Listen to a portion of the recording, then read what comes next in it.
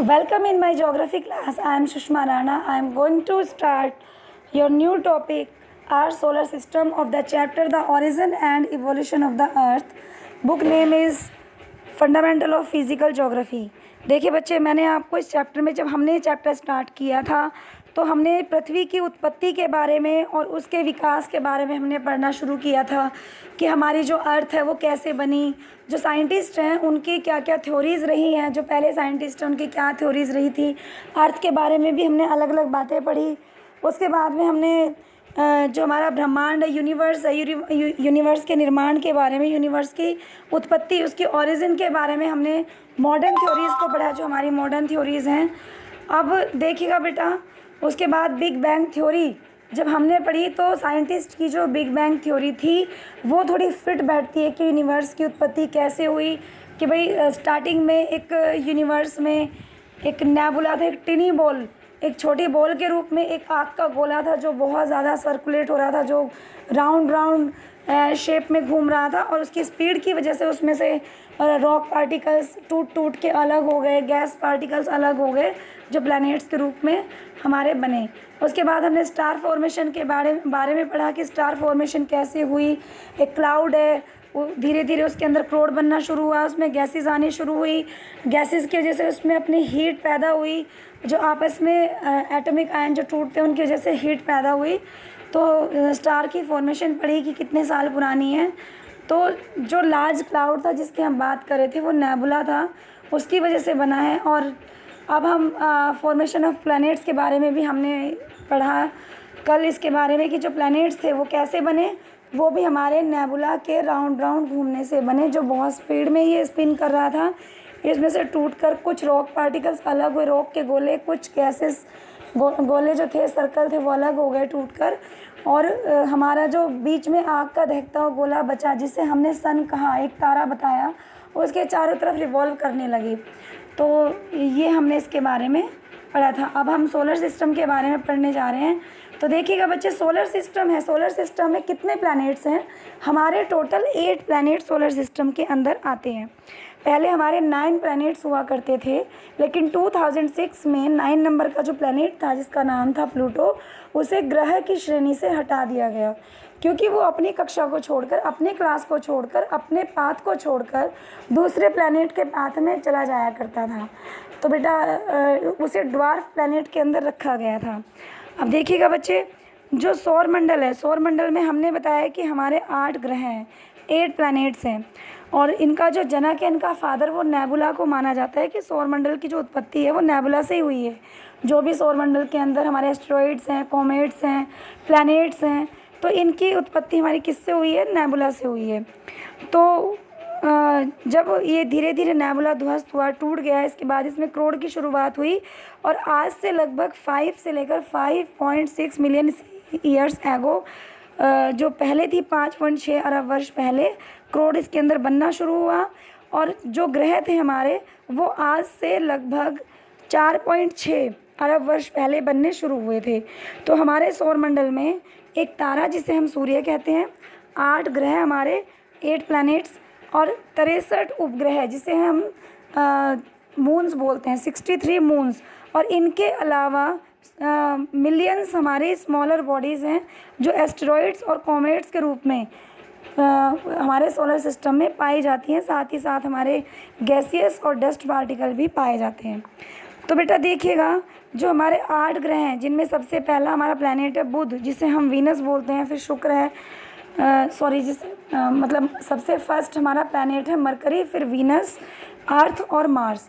तो ये जो हमारे 4 प्लैनेट्स हैं, क्योंकि ये हमारे सूर्य के पास हैं, सूर्य के पास है, और इन 4 प्लैनेट के बाद हमारी एक क्षुद्र पेटी, जिसे हम छोटे छोटे हमारे जो डस्ट के पार्टिकल्स, छोटे छोटे रॉक के पार्टिकल्स, वो हमारे एक बेल्ट की तरह वो घूमते रहते हैं। देखिए, मैं आपको स्क्रीन पर दिखाती हूँ, बना के आप देखिएगा। ये हमारा सन है बच्चे, और इसके पास हमारे 4 प्लैनेट हैं। 4 प्लैनेट के पास में ये बेल्ट है, इसमें हमारे छोटे छोटे पत्थर, कंकर, डस्ट, गैस के पार्टिकल्स घूमते रहते हैं। इसके बाद हमारे फिर 4 प्लैनेट आ जाते हैं। ठीक है, तो ये जो स्टार्टिंग के 4 हैं, क्योंकि सन के पास हैं, तो ये हमारे जब नेबुला ने गोल गोल राउंड करना शुरू किया था, देखिए ऐसे, तो उसमें से टूटे हुए हैं ये ऐसे ऐसे जब राउंड करना शुरू किया था नेबुला ने, तो 4 प्लैनेट ये रॉक के टुकड़े टूट टूट कर ये सन के चारों तरफ रिवॉल्व करने लगे थे। तो ये 4 प्लैनेट हमारे रॉक के बने हुए हैं, जिन्हें हम टेरेस्ट्रियल प्लैनेट भी बोलते हैं। क्योंकि ये एस्ट्रॉयड बेल्ट के अंदर की साइड हैं, तो इन्हें हम इनर प्लैनेट्स भी बोलते हैं। अब इस एस्ट्रॉयड बेल्ट से बाहर की साइड भी हमारे 4 प्लैनेट हैं। तो ये गैसों के बने हुए हैं, इन्हें हम गैसेस प्लैनेट्स बोलते हैं, इन्हें हम लाइट प्लैनेट्स बोलते हैं, और इन्हें हम जो हमारे जोवियन प्लैनेट्स हैं वो भी इन्हें हम कहते हैं। और क्योंकि रॉक के बने हुए हैं 4 प्लैनेट जो हमारे सन के पास में है, तो इन्हें हम हैवी प्लैनेट्स भी कहते हैं।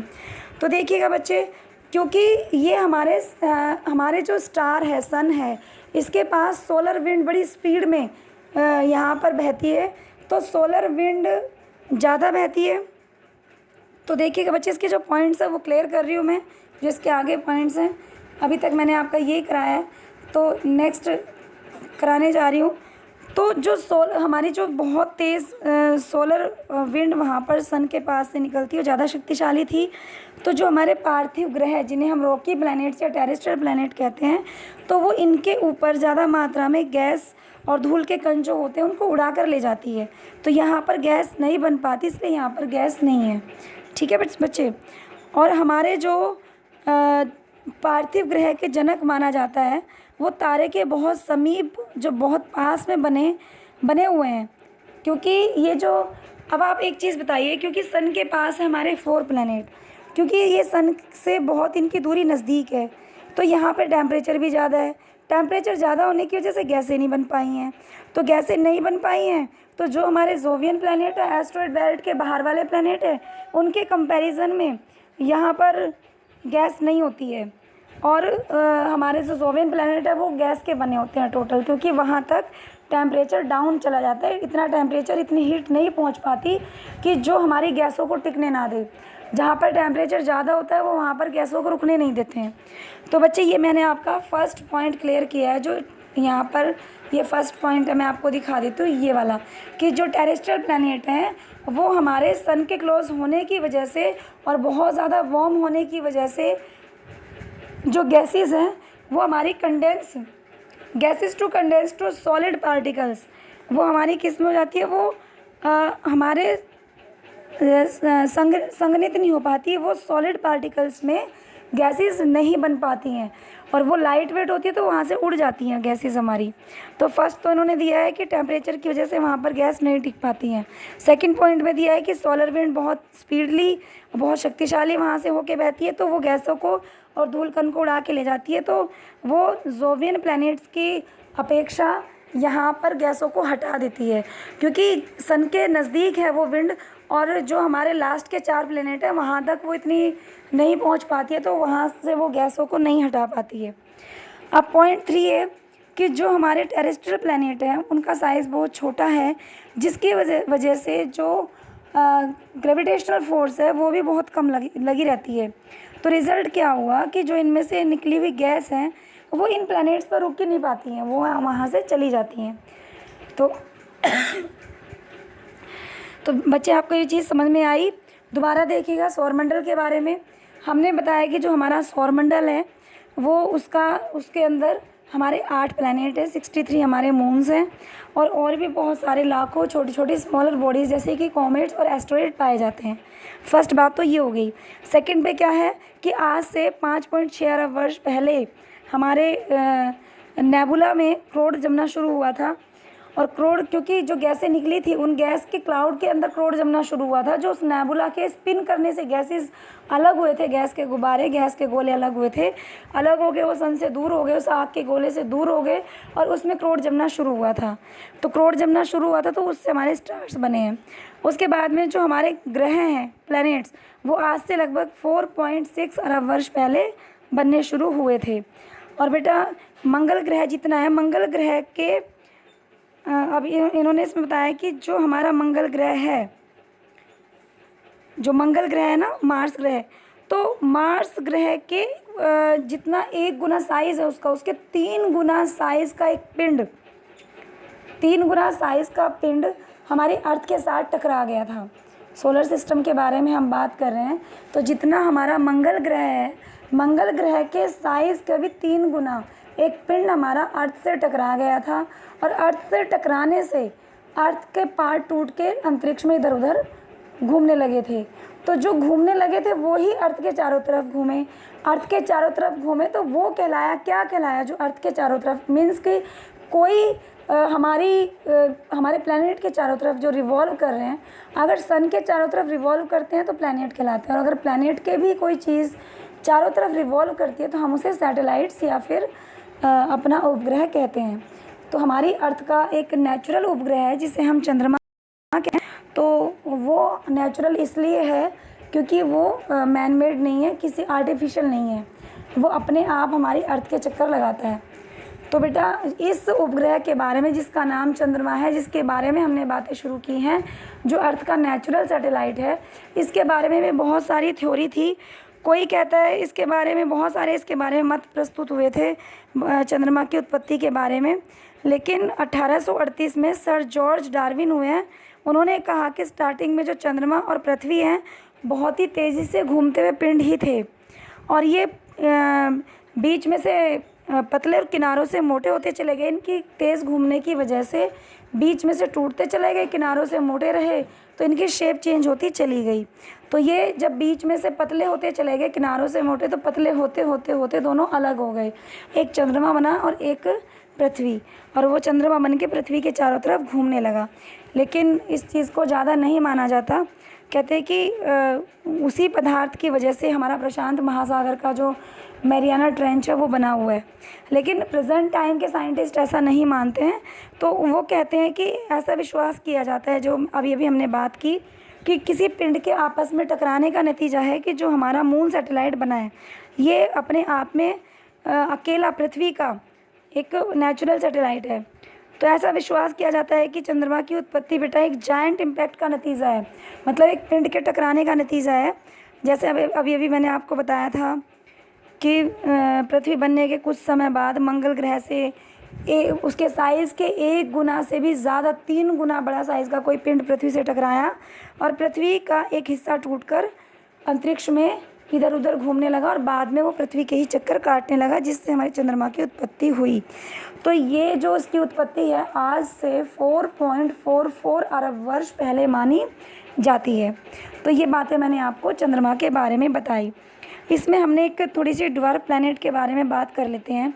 2006 में तो बेटा प्लेटो को, जो प्लूटो है, प्लूटो को प्लैनेट की लाइन से हटाकर ड्वार्फ प्लैनेट की लाइन में शामिल किया गया। उससे पहले 2003 में UB313 नाम का ड्वार्फ प्लैनेट था, जो मेन प्लैनेट माना जाता था। वैसे हमारे 5 मेन प्लैनेट माने जाते हैं, जैसे कि मेक, हाओमिया और प्लूटो और UB313। तो इस तरह के कुछ प्लैनेट्स हैं जो ये हमारे ड्वार्फ प्लैनेट है। और भी प्लैनेट्स हैं, जब आप अपनी आगे बुक पढ़ेंगे अगर उसमें दिया होगा तो उसमें आप देखेंगे। तो देखिएगा बच्चे, मैं आपका सोलर सिस्टम करा चुकी हूँ, आपको मून के बारे में करा चुकी हूँ कि मून के बारे में भी सर जॉर्ज डार्विन थे। एक तो उनकी थ्योरी है 1838 में, और एक जो वर्तमान हमारे टाइम के साइंटिस्ट हैं उन्होंने थ्योरी दी थी। तो ये हम 2 पढ़ चुके हैं। अब बात करते हैं हमारी जो अर्थ है, पृथ्वी का जो ओरिजिन है, पृथ्वी का ओरिजिन, इसके बारे में मून के बाद में देखिएगा। मून मैंने आपको करा दिया है यहाँ तक। अब इवोल्यूशन ऑफ द अर्थ के बारे में बातें, इवोल्यूशन ऑफ द अर्थ। अब देखिए अर्थ का इवोल्यूशन होना है बच्चे, तो कैसे हम करेंगे? क्या जानते हो आप लोग कि स्टार्टिंग में जो पृथ्वी है उसमें कैसा ग्रह था वो? उसमें चट्टानें थी, गरम और बिल्कुल वीरान ग्रह था, बिल्कुल वीरान। तो कैसा? एक तो इनिशियली वॉज बैरन था, बैरन समझते हो ना, बंजर, जहाँ पर कोई पेड़ पौधे नज़र नहीं आते। रॉकी था, सारे में पहाड़ थे, और हॉट ऑब्जेक्ट था। तो पृथ्वी पहले ऐसा प्लैनेट हुआ करता था। और इसका जो वायुमंडल था, इसका एटमॉस्फेयर, उस एटमॉस्फेयर में मतलब पतला एटमॉस्फेयर था, और उस एटमॉस्फेयर में हाइड्रोजन और हीलियम गैसें ज़्यादा थी। This is for from the present day picture of the earth. तो बेटा देखिए, आज जो पृथ्वी आज के टाइम में पृथ्वी के वायुमंडल से बहुत अलग था। जो आज अगर हम आप पिक्चर देखते हैं आज अर्थ की, और जो उसमें आज प्रेजेंट टाइम में इसका एटमॉस्फेयर दिखाया जाता है, तो उस टाइम का एटमॉस्फेयर, जिस टाइम पे हमारी अर्थ रॉक से बनी हुई थी, टोटल रॉकी अर्थ थी, वार्म थी और बैरन थी, तो उस टाइम पर हीलियम गैसेस से बना हुआ था। तो आज के टाइम से तो क्लाइमेट बहुत डिफरेंट था, लेकिन कुछ ऐसी घटनाएं, कुछ ऐसे इवेंट होते चले गए जिसकी वजह से जो चट्टानें, वीरान ग्रह और गर्म वहाँ का क्लाइमेट, वो धीरे धीरे बहुत ही अट्रैक्टिव प्लैनेट में चेंज होता चला गया, बहुत ही सुंदर ग्रह में परिवर्तित होता चला गया, जहाँ पर धीरे धीरे बहुत सा पानी आ गया, पानी की शुरुआत हुई। जीवन जीने के लिए जो एक कंफर्ट क्लाइमेट की आवश्यकता होती है, बहुत ही अनुकूल वातावरण की ज़रूरत होती है, तो धीरे धीरे अनुकूल वातावरण बनना शुरू हुआ। उसके बाद कुछ भागों में आप देखेंगे कि आज से 460 करोड़ साल के दौरान इस ग्रह पर जीवन का विकास कैसे हुआ। बोलते हैं ना कि 4.6 ईयर एगो हमारी अर्थ की उत्पत्ति मानी जाती है, तो रहने के लायक अर्थ तो तभी बनी थी। पहले तो रॉकी थी, पहले पेंजिया नाम का ग्रह, मतलब पेंजिया था टोटल, देख लीजिएगा ये जैसे ग्लोब है, टोटल इसको पेंजिया बोलते थे, पेंजिया। तो पहले तो ये बिल्कुल पेंजिया था, ठीक है। फिर बाद में इसमें प्लेट्स में मूवमेंट हुआ, तो ये बीच में क्रैक हुआ, यहाँ से क्रैक हुआ, यहाँ से क्रैक हुआ। क्रैक होने से जहाँ पे क्रैक आए वहाँ पे पानी भरता चला गया उन क्रैक्स के बीच में, और जो लैंड के पृथ्वी के भाग जो पानी में तैरते रहे वो हमारे कॉन्टिनेंट कहलाए। तो चलिए, ये तो बहुत ज़्यादा लंबी बात आ जाएगी, तो अभी हम इसकी बात करें तो नेक्स्ट देखिएगा। जब पृथ्वी की संरचना हुई तो उस टाइम पर पृथ्वी की जो शेप थी परतदार थी, इसमें परतें बनने लगी थी, और वायुमंडल का जो बाहरी आवरण है वो पृथ्वी के क्रोड तक जो पदार्थ है वो एक समान नहीं है। पृथ्वी के क्रोड तक, क्रोड समझते हो ना, देखिएगा हमारी ये अर्थ है, अर्थ की 3 लेयर हैं। एक लेयर तो बीच में हो गई, दूसरी लेयर ये रही सेकंड, अभी देखिए 1 2 और 3, 3 लेयर। पहली लेयर है जिसे हमने क्रस्ट कहा, क्रस्ट समझते हो ना बच्चे, भूपर्पटी। दूसरे लेयर को हमने मेंटल कहा, मेंटल। और जो हमारी बीच वाली, जिसको सर्कल करी, बीच वाली लेयर हमारी कोर बनी, कोर या क्रोड कह देते हैं। तो 3 लेयर थी। तो यहाँ अंदर वाली लेयर में बहुत ज़्यादा टेम्परेचर है, बहुत ज़्यादा, तो उसमें कोई पदार्थ निकलता रहता है, तो वो एक जैसा नहीं है। अब वायुमंडल, जो हमारा वायुमंडल के अंदर पदार्थ है उसकी डेंसिटी बहुत कम है, मतलब वो बहुत कम कहीं कहीं पाया जाता है, और उसकी डेंसिटी कम है। पृथ्वी की जो सतह है, परत है, पृथ्वी की परत से इसके अंदर की तरफ हम जाते हैं तो बहुत सारे अनेक मंडल हैं, और हर एक भाग के पदार्थ की अलग आपको स्पेशलिटी मिलेगी। देखिएगा बच्चे,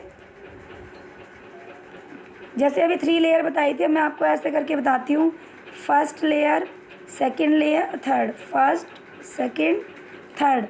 तो देखिए बेटा, जब हम यहाँ हैं, यहाँ पर, तो यहाँ पर हमें मिट्टी मिलेगी, लेकिन जैसे जैसे हम और अंदर गए तो यहाँ पर हमें पानी, थोड़ी दलदली सा एरिया नज़र आने लगा, रॉक्स नज़र आने लगी, और अंदर गए और लसलसा दलदला, और अंदर गए तो बिल्कुल दलदल, और सबसे अंदर तो उबलता हुआ लावा, बिल्कुल टेम्परेचर। तो ये इसकी सारे इसके अनेक मंडल इसके अंदर आते हैं। तो देखिए बेटा, जो पृथ्वी की संरचना है, पृथ्वी कैसे बनी, तो ये आपका नेक्स्ट हेडिंग आ जाएगी आपकी इवोल्यूशन ऑफ लिथोस्फीयर में, कि लिथोस्फीयर का जब हम इवोल्यूशन करेंगे तो कैसे बना लिथोस्फीयर, स्थलमंडल कैसे बना। स्थलमंडल समझते हो ना, जिसके ऊपर हम रहते हैं, तो ये सरफेस कैसे बना। तो देखिए बच्चे, इसको हम करेंगे नेक्स्ट वीडियो में। आज तक के लिए बस इतना ही। मेरी वीडियो को लाइक और शेयर करके चैनल को सब्सक्राइब कर देना। Thank you guys.